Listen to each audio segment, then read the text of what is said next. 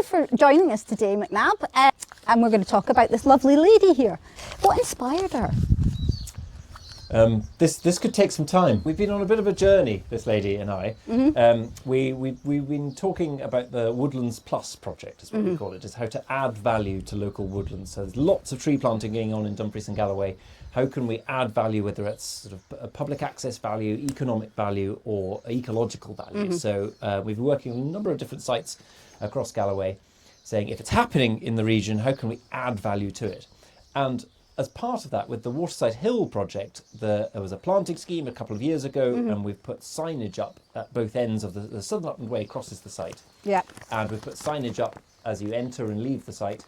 And then we put a bench at the top of the hill, and we found ourselves thinking, well, this should be more than a bench. This is more impressive than a bench. Yeah. And so I can't remember where the first conversation was. Wouldn't it be amazing if you could sit beside someone on that bench as a partly just the sheer Instagrammable loveliness of that. Yeah. But also, if we did this right, could this be a way of provoking discussion or provoking thoughts? So I said, right, we'll have a man with a flat cap pointing into the distance, because that's how we're pointing at how the landscape has changed, and people would want to sit beside and look where he's pointing and things. And obviously at some point in the last year or so, we had a bit of mission creep crept into that project. Yeah, yeah. We have drifted slightly from that initial brief.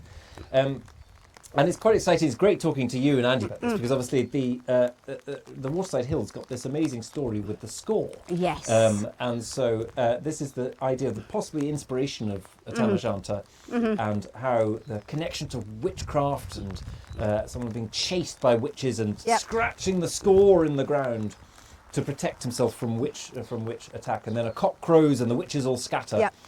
And so we then started to weave in discussion. Okay, you want a man with a flat cap pointing into the distance, but then discussion started to happen of, no, there is a witchcraft angle here. And I think that Glenkens has got some real witchcraft stories. And yes, it has. Taking place this month. It's quite the hotbed, in fact. Hotbed of it. Yeah. And witchcraft as a topic has had a really interesting couple of years. I think the Scottish Government are talking about some sort of pardoning of witches, and should we change how we've seen witches through history and just have a bit more of a contemporary view of it. So we were talking to a sculptor, and we said, right, change of plan. We'd like to change from a man with a flat cap pointing into the distance, and we'd now like to have a connection to witchcraft. And obviously his response then was, oh, do you mean, are we talking pointed cap with a cat with a thing on it? And we were like, no, we're going to get very contemporary. And we had a big to and fro discussion about how witchy do we want this to be. And ultimately, this is not something I'm uniquely qualified to handle, is a witchcraft discussion and the persecution of witches through the years. So it's ended up in sort of a sort of light touch connection here, and we're calling her the storyteller, is what we've been calling her. That's nice. And so it's a sort of snapshot into, because a lot of, when you see that we get the stories of how witches were persecuted, often these were people who were actually herbalists, who helped people. It was only when something didn't work or a cure didn't work that they sort of lost the room, and then and people hounded them at that point. And it's something really interesting about how we admired their skills, we held up their skills until something didn't work, and then we turned on them. And so, yes, so this bench, sorry, you asked me a question 20 minutes ago, I'm working through an answer, right. I promise. This bench is going to go is just beside, not at the summit of Waterside Hill, just off the summit of Waterside Hill. And this lady will be seated at that bench. So when you come across her, you could just think, well, if you haven't seen any of the signs as you enter and leave the site, you don't know the score history, you don't know anything, you just think this is a person sitting on the bench. But if you have seen the signs, and if you do know the history and witchcraft history, it just triggers a little bit of a discussion about, maybe, has she also outrun witches? Yes. Were they also chasing her? Or was she one of the chasing witches? And so there's all sorts of sort of undercurrents of connection to it. But does that anyway answer your question? It does indeed. No, that's fascinating. One of the things that is also very good is that we know that there's a bit of a deficit of statues of women in Scotland. We have a bit of a problem with that. So having a statue of a woman in the area is a very good thing. There was a comment made about Queen Victoria. If you take Queen Victoria out of the female statues, then it's hardly anything at all. Yeah, it's hardly anything at all, apart from Jean Armour, in fact. Oh, really?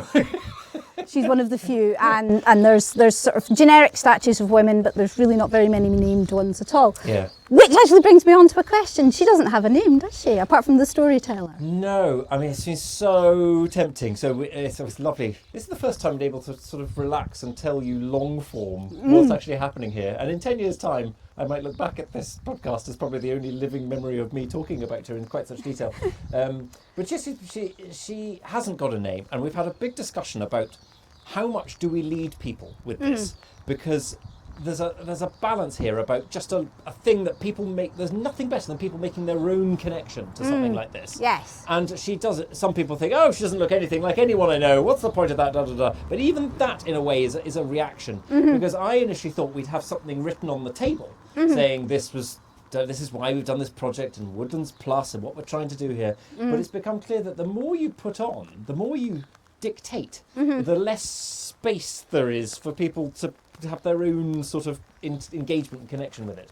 And so with the name, we haven't. I initially was talking about maybe we should do a naming contest or let people name her themselves, or they would end up being Woody McWoodface or whatever would be the ultimate of that, obviously. But I'm trying desperately to resist the urge to say, oh, she has got a name, or there isn't, because she really hasn't. She's all about how you can connect and interact with her. And I love the nod to history and heritage, because some people who are walking the Southern Upland Way have no idea at all. There'll just be a thing they sit beside, have the sandwich beside her. But I think locally it'd be quite nice if people start to say, well, it's a nod to this or something. So, Absolutely. No, she hasn't got a name is the short answer. Short but we welcome any people can name her what they wish. Brilliant. Right, so what kind of response have you had on the tour? I think it's fair to say we've possibly encouraged every emotion. I think the full spectrum of response. Bewilderment features strongly. The message here is how woodland owners can work with the community to add value to their woodlands. I think that message has probably been lost entirely. I think most of it is, what on earth is that? What's she called? What's the connection to it? What happens there? She has a great ability of encouraging engagement. She does encourage engagement. I think some people say, oh, the face doesn't look like anyone I know, or what's that about, and things. And I think it's quite nice to see some bewildered scepticism. We were very lucky to have Anne Errington out doing stories, and the stories that Anne's doing are all what sort of things that she could have seen or things that she could have witnessed. But obviously Anne just gives just a little bit of context as to why she exists and why she's there. So it's been really nice. I think the overall message is how people can work together to add local value. I think the sculptor Robert Lawrence has done such a good job to capture I mean, how on earth you make something out of wood to that ability is just absolutely incredible. And you see her hair's made out of different types of wood, which will age at different rates and different colours in her hair, and her eyes almost twinkled in many ways. I mean, it's just absolutely amazing what he's done. Well, and the little painted toes as well. The little painted toes is a little feature as well. But I had such an interesting discussion. I hope Robert watches this podcast. I had such an interesting discussion with Robert, because Robert's been sending us weekly videos of progress, which has just been such a journey in its own right. But he was the thing he was proudest about is that she's slightly off centre. She's sort of leaning as if, go on, tell me. Sort of talk to me. And he said it would be very easy to do a sort of perfectly straight up sitting at bench sort of thing, whereas she really is. She's got a sort of human poise to her, which I think comes across. And I think even the most sceptical people who say, "What on earth is that all about? That's a good bench ruined," or something like that. But it's even those sceptical people say, "Well, she's interactable." Yes, I think. Yes, I'd like to think in the Southern Upland Way is just one of the absolute highlights of Dumfries and Galloway, and I'm hoping the view you get from top of Waterside Hill and the stage it's at of the day. You've done a big day coming up and over Clattering Shores and down, and you've got that view over Dalry down the valley. I'd like to think she could become a bit of an icon. That would be nice. I was actually just about to ask you what kind of hopes you have for her going forward. In many ways, she's possibly partly fulfilled her purpose already with this tour and the engagement that she's had and the connection that she's had. I think in many ways that's probably, she's fulfilled her role. She is made out of wood, it's primarily larch, she's made out of, and it is a very exposed site that she's on. So I think we have to be cover her ears, but we have to be realistic about life cycles here. Yes. And so the benefit is we've got Southern Upland Way rangers who are checking the site regularly, and there probably will come a point when we have to say she's starting to show her age, as we all are in many ways. And so in terms of what I hope will come of this, is that I think there'll be a good maybe a couple of years of her being a feature on the site. I would love to have where she is at Waterside Hill. That I've got a plan in my mind of a single drone shot of someone eating a sandwich, sitting beside her, and then the drone zooming out. You've got the wild Galloway Hills over there, and you're looking down the Galloway hydro scheme, and I just think, it could be. That's an opening credits of a Country File episode or something like that. Yeah, or Landward. Landward, yeah, sorry, Landward, yeah. So no, it'd be lovely to have that, because it's hopefully it's a feature on the Southern Upland Way. I think it will definitely add. It is a beautiful spot you've picked for her. And like you say, it's that kind of a spot where you're slogging your way up the backside of the hill, and then suddenly you will, and then the end of the section there. At the end of the section, you're being greeted, and here's the village, and you're like, I'm going to stop there for the night, and so it'll be a really very welcoming sight. Yeah. And it'll be interesting to watch her age as well. Yeah, absolutely. Because she will change as she ages. I think so, and she's got. I mean, in terms of the delicate part, she has got some ringlets and things like that. So there is if she gets knocked or whatever that is, but it's just something we'll keep an eye on. And I think the way things are at the moment, we need more cheery things like this. And it's not whimsy; it's just cheeriness. It's been a good process to do it, I think. Absolutely. Yes. No, you've got to have your sort of creative and celebratory moments. Yeah, absolutely. Otherwise, the world is one grey sort of pastel colour of grey. There's some colour in it. No, that's it. Absolutely. A massive thanks to the funders of the project, which is Glenkens and District Trust, that funded this as part of the Woodlands Plus project. Particular thanks as well to trustees of Earlston Estate, who are the landowners who've rolled with us on our plans. Wonderful. Southern Upland Way Rangers, who have helped us get the bench up there, helping us get her up there, and we'll keep an eye on her.